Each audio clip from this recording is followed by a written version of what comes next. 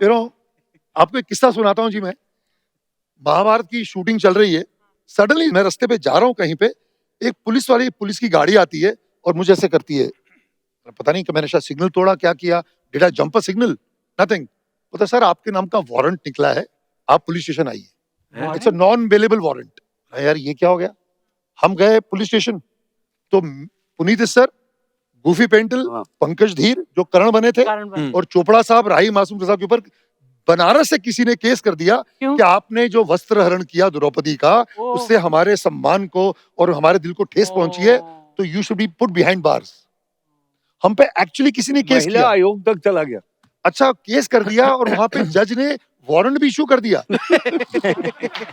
And it is a non available warrant. फिर हम गए यार, मेरा कर पकड़ना है तो देखिए वेद व्यास को पकड़ो जिसने लिखी है।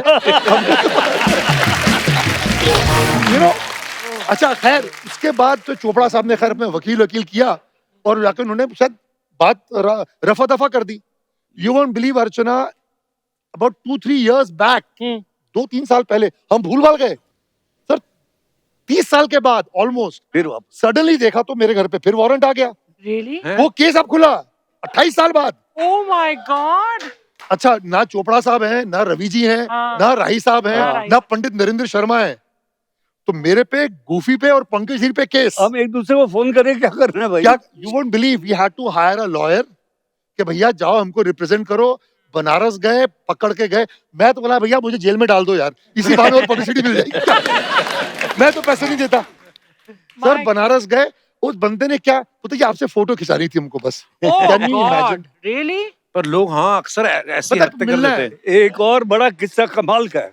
We were coming back from Delhi, flight पकड़ने के पहले हम लोग खड़े थे, तो सारे जने अटैक कर रहे थे जितने महारथी थे। मैं इसमें बताना चाहता हूँ कि क्या था जी, कि जितने हमारे जो कलाकार थे सब भारी आवाज वाले थे, मतलब सुरेंद्र पाल, मुकेश खन्ना, फिर वो दूसरा जो शांतनु बना था, फिर वीरेंद्र राजदान, ये सब आवाज की दुनिया के दोस्तों वाले थे। तो मेरा क्या था कि I had a husky voice, तो दे टू कंसीडर मी एज, यार इसकी तो आवाज अच्छी नहीं है, हमारी किसी और वाली आवाज है। अच्छा, अब हुआ क्या कि हम दिल्ली शो से आ रहे हैं वापस, तो एयरपोर्ट पे सब बैठे हुए हैं, suddenly we see 2-3 beautiful female ladies आ रही हैं।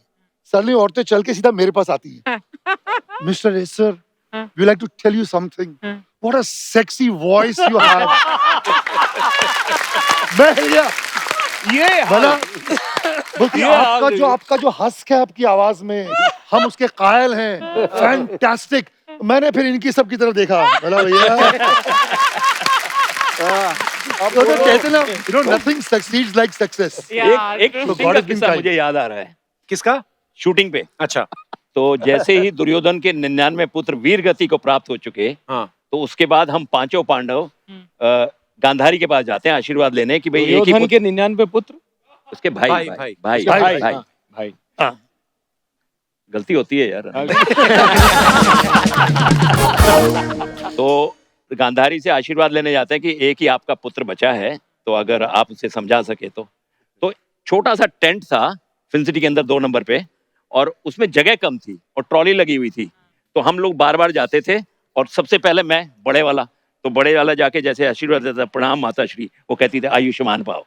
उसके बाद आता था प्रवीण कुमार जी, और वो लंबे चौड़े 6 फुट 7.5 इंच, वो बैठते थे, प्रणाम माता श्री, आयुष्मान, वन मोर, क्योंकि वो कट हो जाता था, क्योंकि वो फ्रेम में आते नहीं थे। 23 रिटेक हो गए, 23 रिटेक, और 24वीं बार आया, रवि चोपड़ा जी को बोलता है, रवि जी जदों भी आओ कहती है आयुष्मान पाओ, आशीर्वाद बट रही है, गुलूकंद बट रही है।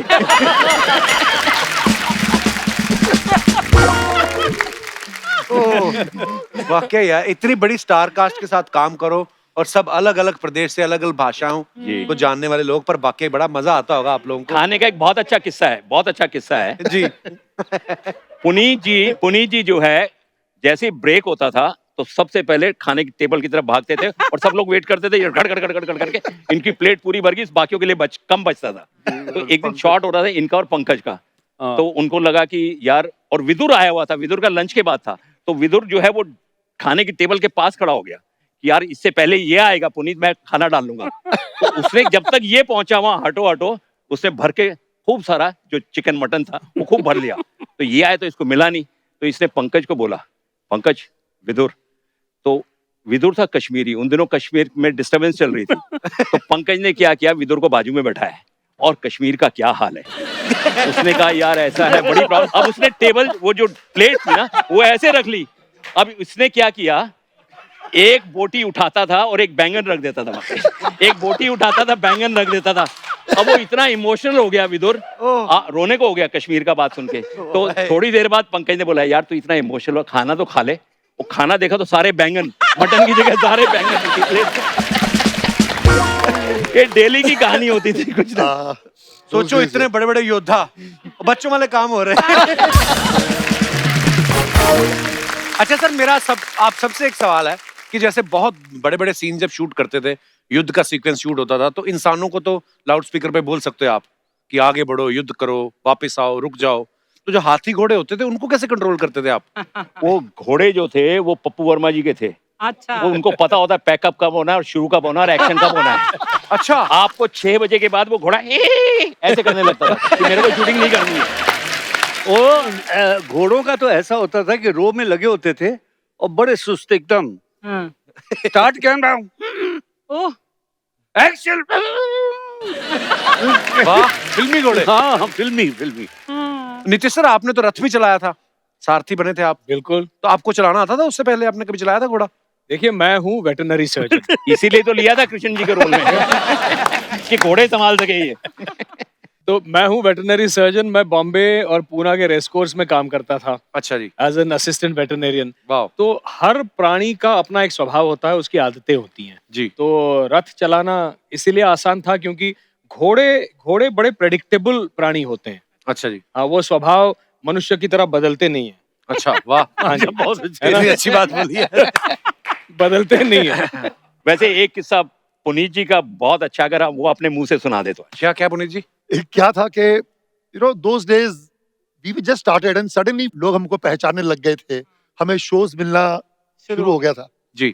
तो हम जयपुर में शूटिंग कर रहे थे, तो दिल्ली से एक बंदा आया, आपको मैं स्पेशली लेके जाना चाहता हूँ, और वो आपको अच्छे पैसे भी दे रहा था हमको। अच्छा जी, तब हम रवि जी को कैसे बहुत ही हम चाहते थे, हम पटा लेते थे उनको कि रवि जी हमको जाना है। अच्छा, कुछ कलाकार थे जिनको बेचारों को शोज नहीं मिलते थे, तो वो जाके रवि जी को, रवि जी क्यों छोड़ते हैं आप इनको, मत छोड़ा करो सर, इससे डिसिप्लिन खराब होता है। अब हुआ क्या कि वो बंदा आया, मैं उसका हाँ भाई क्या कितने पैसे दोगे शो के, उसने जितने हमने मांगे उससे कुछ 4-5 गुना ज्यादा उसने एग्री कर लिया। अच्छा, तो मैं बोला कौन कौन चाहिए, बोलता आपके 5-6 कलाकार आप कर दो।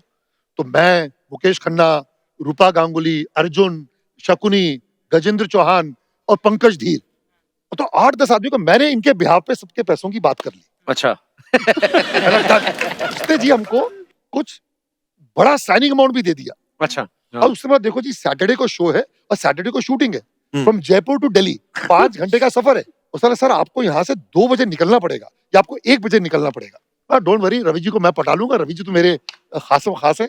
अब ये बात हो गई, that news went to Ravi ji अच्छा, कि ये कुछ 8-10 कलाकार जो हैं ये शो पे जाने के लिए, और उन्होंने पैसे ले लिए। तो रवि जी ही गॉट वेरी एंग्री। तो रवि जी, इनको आने दो, let this Duryodhan come to me to take permission, I will buddy set him right. अब हम सुबह सब 9 बजे, सर 8 बजे विथ मेकअप रेडी, सारे डायलॉग रेडी कि हमको क्या परफॉर्म करना, के हमको जल्दी छोड़ो। तो अब ये गया, फिर पंकज जी गया कि बॉसी आज हमको प्लीज छोड़ दो, शट अप, कोई आना नहीं, मैं किसी को नहीं छोड़ूंगा, समझते हो तुम, मेरा डेकोरम खराब हो रहा है, डिसिप्लिन खराब हो रहा है यहाँ पे। अब ये हो गया, अब क्या हुआ जी, करते करते 11:30, 12, 12:30 बज गए। अब हमको टेंशन के पैसे जो वापस करने पड़ जाएंगे, अब वो टेंशन हो गई। तो पंकज जी रहा है मेरे पास, I have to tell you this, you know Ravi ji great man is. तो पंकज जी रहा था मेरे पास, पुनीटोस यार बड़ी यार, रवि जी ना, he is lost it man. मतलब क्या हुआ, अरे यार एग्री नहीं कर रहे यार। मतलब बट तेरे को किसने बोला रवि जी के पास जाने के लिए? अरे मैं जाता तरीके से पटा लेता। No what happened that time, Ravi sir was taking a shot, करते करते वो ऐसे आ रहे हैं, नो माय बैक, और रवि जी चलते चलते पीछे आ गए। तो ही कुड लिसन कि मैं क्या बोल रहा हूँ, और यहाँ से पंकज जी का वो बोल नहीं रहा कि क्या हो गया तेरे को? बोला अगर मैं होता मैं रवि जी को असिस्टेंट नहीं रखता अपना। मेरी हिम्मत देखो, अब गुस्से में आदमी बेसिकली लालच है, दिल्ली जाना है। तो पंकज जी अबे पुप्पो क्या कर रहा है? उतने इडियट, रवि सर की आवाज है इडियट। अब मैं आई एम लाइक दिस, मैं टर्न किया, रवि जी क्या बोला तूने? सर मैं तो सीधा जमीन मारो सर मुझे, सर मुझे मारो। मैं जमीन बैठ गया जी। मैं बोला सर मैं अज्ञानी, मैं पागल हूँ, मैं गधा हूँ, मैं उल्लू हूँ, मैं पाजी हूँ। I took off my shoe. Sir ये जूता लीजिए सर, मेरे सर पे मारिए sir. Ravi ji started laughing. so Ravi ji sweet. हंस दिए। वो बोला बोला रवि जी प्लीज छोड़ दो, बहुत पैसे मिल रहे, हमने देखे नहीं है, प्लीज जाओ। He left us. और रवि जी ने छोड़ दिया सबको। और सबको छोड़ा सर। क्या बात है। But Ravina was a softie, है ना? अंदर से बहुत softie. Super person. सुपर। ऊपर God से bless his soul. Yeah. God bless his soul. एक Very किस्सा soft मैं heart. सुनाऊंगा। जी जी। दिल्ली में शो था इंद्रप्रस्थ स्टेडियम में, अच्छा। और महाभारत के बहुत आर्टिस्ट और बहुत वीआईपी रेंज के लोग मंच पे थे वहां पे। तो सबको एक एक कैरेक्टर को बुलाया जा रहा था कि भाई युधिष्ठिर आएंगे, अर्जुन आएंगे। तो मुकेश खन्ना जी को बुलाया गया। तो मुकेश अच्छा। खन्ना जी ने जाके भीष्म प्रतिज्ञा बोली, अच्छा। जो वो बोलते हैं हमेशा। तो भीम जी मेरे बाजू में बैठे थे। मैंने भीम जी को बोला, मैंने कहा पाजी मुकेश खन्ना ने आज भीष्म प्रतिज्ञा बोली है। दो ही प्रतिज्ञा है, एक भीम प्रतिज्ञा है, एक भीष्म प्रतिज्ञा है। उसी भीम प्रतिज्ञा बोलो। कहते आ ठीक है, आज मैं मुकेश खन्ना नु दसों एक्टिंग की होंदी है। अब उनकी बारी आई। अब पांडुपुत्र भीम आपके सामने आएंगे। और वो उठे वहां से मेरे बाजू से और चलते चलते चलते चलते मंच पे आ गए।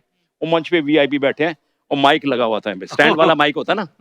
अब उन्होंने बोलना शुरू किया, मैं पांडुपुत्र भीम प्रतिज्ञा लेता हूँ कि जब तक रणभूमि में दुशासन की छाती का लव नहीं पी लूंगा। अब उनको हाथ उठाने हैं। उन्होंने माइक लिया, अपने पूर्वजों को और माइक किससे गया यार?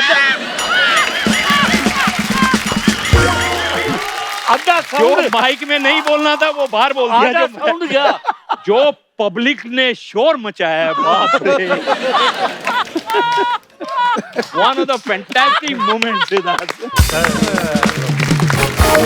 इनोसेंस और वो ऑनेस्टी एक्चुअली। Yes, हमारे यहाँ सबसे बढ़िया सेंस ऑफ ह्यूमर जो थी वो परवीन कुमार जी की। ओह Amazing. टिपिकल पंजाबी। वो और विधुर अगर दोनों बैठ के बात करें, एक एनएसटी ग्रेजुएट और एक हमारे प्रवीण जी, वो उसको कह रहे हैं, कहते विधुर तू लेट बहुत आंदा है यार।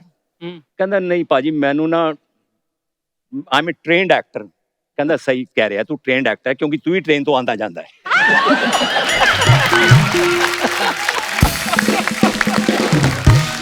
बहुत बढ़िया. What humor, We are man. missing him here actually. What Actually. sense of humor. Superb. हम लोगों को कभी गिफ्ट में उन दिनों में नए नए जब महाभारत रिलीज हुआ तो कलर टीवी आने लगे। हाँ। एक एक लड़के को हमको बुला बुला के मैन्युफैक्चरर्स टीवी सेट्स देने लगे हमारे मनपसंद का। वाह। तो एक एक के घर में 5-5 हो गए थे। ओह। लेकिन जिनको नहीं मिलते थे वो बेचारे टकराते थे सिर अपना। विदुर बेचारा। ऊपर हम लोग प्लेन में वापस आ रहे हैं, वो बूथ होता है ना, लगेज बूथ, उसके ऊपर टकरे मारे। वो बोलते हैं मैं ते एनएसडी ट्रेंड है। मैं की कीता एनएसडी टीवी नहीं मिला. प्रवीण जी का एक छोटा सा किस्सा लास्ट। हाँ सर प्लीज, जितने मर्जी सुनाओ, मजा आ रहा है। Fantastic. मैं और अर्जुन वो खार में रहते थे, ये रहता है बांद्रा, मैं अंधेरी में रहता है। हाँ। तो हमने कहा पाजी साथ ही चलेंगे। अब उसके घर पे बैठे हुए वो वेट कर रहा है। तो मैं कहा पाजी चलिए। कहता नहीं यार वो गणेश नहा रहा है, उनका बॉय। अच्छा। मतलब मालिक तैयार होके बैठा है और बॉय नहा रहा है। ओए गणेश, ओ गणेश, ओ गणेश निकल यार, देर हो रही है, गणेश निकल यार। वो अपने आराम से नहा लो के तैयार होके निकला। ओ मैं तेनू कदों दी आवाज दे रहा गणेश गणेश, तू सुनदा नहीं है? कहता पाजी वो टैप चल रही थी, नल खुला हुआ था, आवाज नहीं आई। अगली बार नहाने जाएगा तो कान बाहर छोड़ के जा।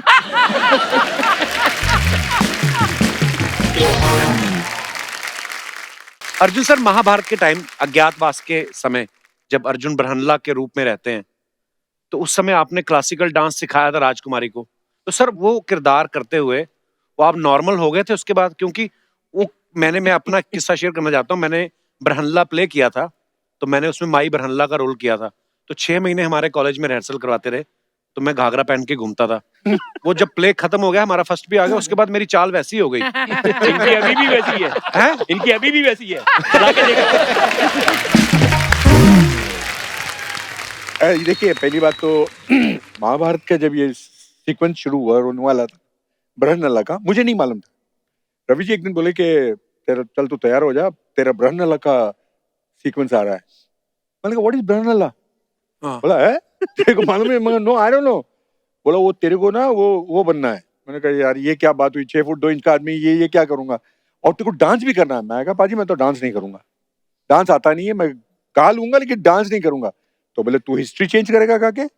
तो मैंने कहा कि तो उतने में देखा कि गोपी कृष्ण जी आ रहे थे। हाय हाय तो वो जब आए तो उनको मैं देख रहा था, ऑब्जर्व कर रहा था, and he came and he was very nice and he said कि सुना है तू बृहन्नला करने वाला है, तो एक काम कर, कल से तू मेरे यहाँ आ जा। नाटेश्वर मंदिर उनका घर था। अच्छा जी। मैंने कहा ठीक है। तो साहब हम गए वहां, और गोपी जी ने जिस तरह से वो चीजें इंड्यूस की, और मैं उनको बड़ा ऑब्जर्व करने लगा था। तो मैंने कहा जब 6वां या 7वां दिन था तो उन्होंने मुझे सारे तोड़े और मुद्राएं वो सब सिखा दिए, और फिर वो एक नेचुरल चीज जो थोड़ी सी आ गई थी उसमें। तो मैंने बोला ये कैरेक्टर है जिनको मैं कॉपी करूंगा। तो मैं रवि जी को शाम को फोन किया, मैंने Ravi ji I want to come and talk to you. तो रवि जी को मैं रवि जी आई गॉट बृहन्नला। बोले क्या करेगा तू? मैंने कहा आई विल कॉपी गोपी जी। बोला यार this is what I wanted, तू कर। वाह। और ये जब करने के बाद, जब पहला दिन का शॉट था तो ये सारे लोग वहीं थे। But Arjun played so well, Brenella. He played क्या so बात well, really. Very good, thank you. No match. ये तो हम सब जानते हैं कि महाभारत का निर्माण जो है वो हमारे देश के महान फिल्म निर्माता श्री B.R. चोपड़ा जी ने किया था। सो आज उनकी पुत्रवधू और महाभारत के डायरेक्टर मिस्टर रवि चोपड़ा जी की पत्नी रेनू चोपड़ा जी भी हमारे बीच मौजूद हैं, और अब वक्त है उन्हें यहाँ पे मंच पे इनवाइट करने का। सो प्लीज जोरदार तालियों से स्वागत कीजिए मिसिज रेनू चोपड़ा जी का। और आप बहुत प्यारी लग रही हैं। नहीं, एंड मैं बहुत ऑनर्ड फील कर रही हूँ कि मैं अपनी महान फैमिली को यहाँ रिप्रेजेंट कर रही हूँ। वाह, क्या बात है। वाह वाह, थैंक यू। और ये हमारे लिए ऑनर की बात है कि आज सब आप हमारे शो पे मौजूद हैं। 4 चांद लग गए। आज से पहले इतना खर्चा भी चैनल ने कभी नहीं किया। ये झूमर उमर आज आप ही के स्वागत में लगाए गए हैं। प्लीज रेनू जी विराजमान हो जाइए। Thank you so much. Renu ji सबसे पहले तो मैं आपको मुबारकबाद देना चाहता हूँ, आपको थैंक यू बोलना चाहता हूँ कि आपकी फैमिली ने हमारे देश को, हमारे ऑडियंस को जो है इतना बेशकीमती उपहार दिया महाभारत के रूम में। उसके लिए जोरदार तालियां बनती हैं। पर मैं आपसे बताना चाहती हूँ कि सबसे ज्यादा हमने जो कमाया महाभारत से है वो है ये परिवार। वाह। और हम लोगों के 2 साल ऐसे थे कि जैसे एक घर था, एक खाना, एक पीना। खाना बहुत जरूरी था। और जब मेरी शादी हुई तो मैंने सोचा कि I am getting married into this film family. जी। पता चला कि फिल्म मेकिंग तो उनकी हॉबी है, खाना तो प्रोफेशन है। अच्छा, ये बातें पता नहीं बीच में अभी प्रेम सागर जी आए थे, रामानंद सागर साहब के सुपुत्र। तो B.R. चोपड़ा साहब और वो भाई थे। हाँ, तो उस सागर समय साहब। मेरे को नहीं पता था, लेकिन उन्होंने भी यही बात बोली। बोलते यार कभी घर आना, पराठे वराठे खाएंगे। मतलब उन्होंने कोई दूसरी बात ऐसी बोली नहीं कि ये कुछ करेंगे यार। पर हाँ, खाना पीना तो फिर क्या करें अभी पंजाब रवि वाला- रवि साहब जब खाने को ऑफर करते थे और आप नहीं खाएंगे तो आपको पैसे देने पड़ते थे खाने के। अच्छा। हमारा किचन साथ में चलता था, कुक्स होते, शेफ्स होते, या और वो बकायदा जो रवि साहब ने बोला, अच्छा लड़कों आज क्या मुगलाई खाना है, आज चाइनीज खाना है, आज Italian, everything was on the set. All made on set. Ma'am घर पे भी तो सुना है वर्कशॉप्स लगती थी बिल्कुल जो। संडे के संडे वर्कशॉप होती थी, ये सारे आते थे, फिर खाना होता था। खाने के टाइम पे पुनीत से सब डर जाते थे, वो सीधा किचन में पहुंच जाता था। 40 रोटियां बेल बेल के मेरा कुक थक जाता था, कहता जी उनको मत अंदर लीजिए। और भाभी वो that dinner used to be with families. yes always and actually once I remember मैं आई फिल्म सिटी, तो शूटिंग फिल्म सिटी में ही अक्सर ज्यादा होती थी। तो जब मैं आई मुझे पता नहीं था कौन सी स्टेज पे है। तो ड्राइवर ने पूछा कि मैडम कौन से स्टेज पे ले चलूं। आई सेड जहां तंदूर लगा है बाहर वही हमारा स्टेज होगा। तो मैम आप महाभारत जब शूट हो रहा था तो आप कौन सा डिपार्टमेंट संभालती थी, उसमें कैसे जुड़ी हुई थी? खाने के अलावा रवि चोपड़ा। नहीं, और बहुत जरूरी था, मींस स्क्रिप्ट पे ये लोग बहुत ध्यान देते थे। Okay. एंड मुझे लगता है कि महाभारत का सबसे बड़ा हीरो उसका स्क्रिप्ट है। Actually, And- क्या बात। ये And बॉस की महाभारत- बॉस की या एंड महाभारत बन नहीं सकती थी बिकॉज वो मुझे लगता है आज कोई बनाना चाहे तो जैसे इन्होंने बोला there was a divine hand because वो बन गई इतने बड़े बड़े महायोद्धा जैसे चोपड़ा साहब राही मासूम रजा नरेंद्र शर्मा ऐसे राइटर्स हमें नहीं मिल सकते actually and I think we owe it all to them and everybody in the team starting from the spot boy to the topmost man worked together like one big family.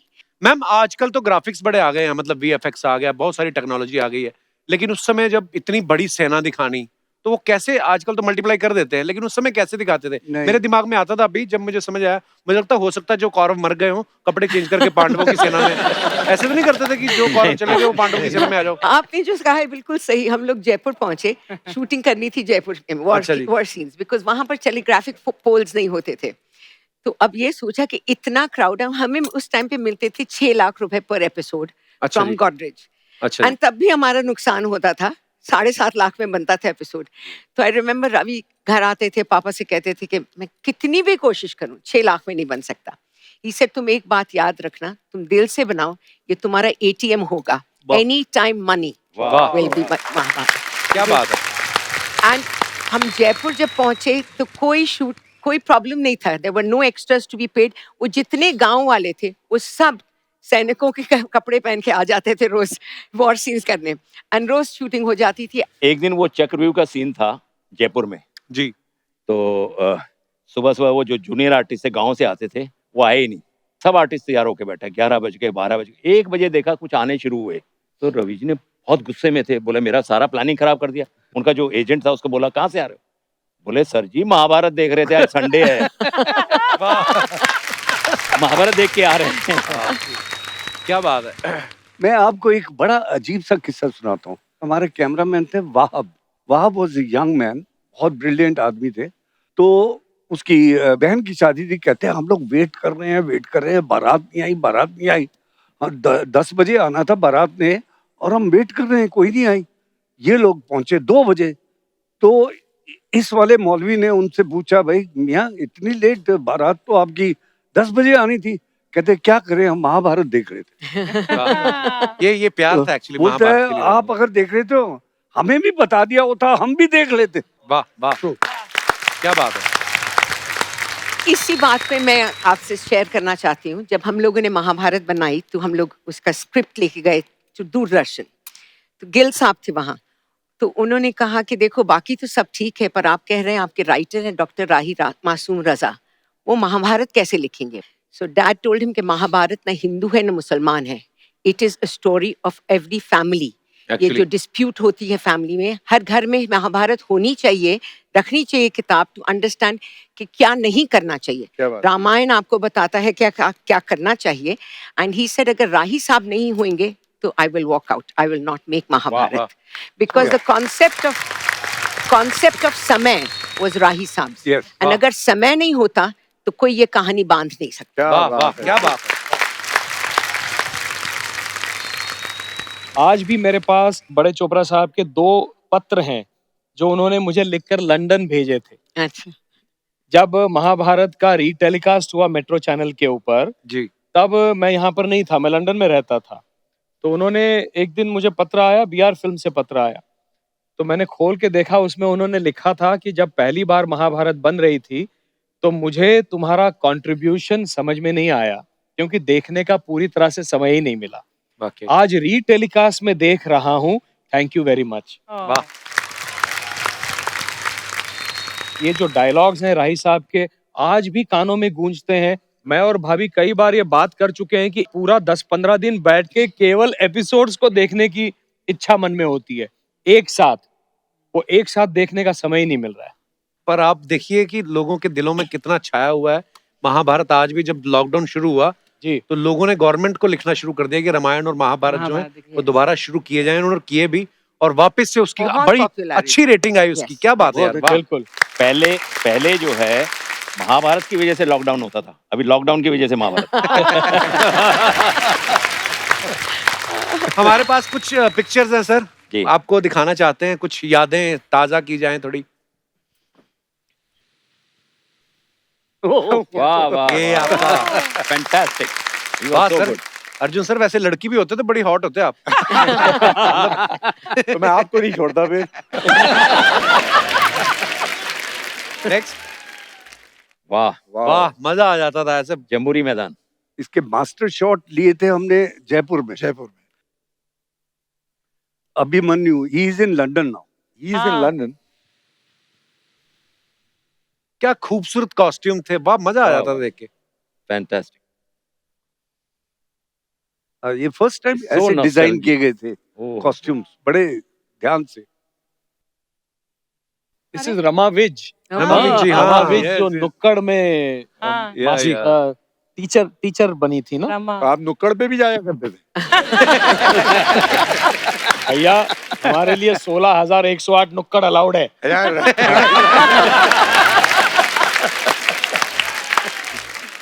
और भी हैं कुछ picture.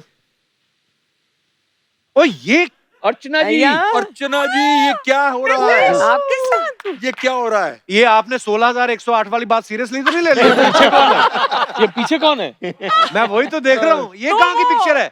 This is me. New Zealand में हम this is New Zealand की photo अपनी। Okay this is जून 1991। हम New Zealand गए थे एक शो के लिए। बिल्कुल। 20-25 साल हो गए यार। ये आप ही हैं, आपकी छोटी बहन है। मैं ना आप सबके आने से पहले भी कह रहा था, मैंने कहा अर्चना जी आज महाभारत की स्टार कास्ट आ रही है, तो मन में कोई गिला शिकवा नहीं रखना कि दुर्योधन जी आए। आपको मना कर दिया था दुर्योधन के रोल के लिए, तो आपको मिल गया। तो पर कितना वो आपकी मोहब्बत, प्यारी प्यार, पुरानी दोस्तियां, पर बड़ा मजा आया यार। जोरदार तालियां होनी चाहिए। We would have preferred her.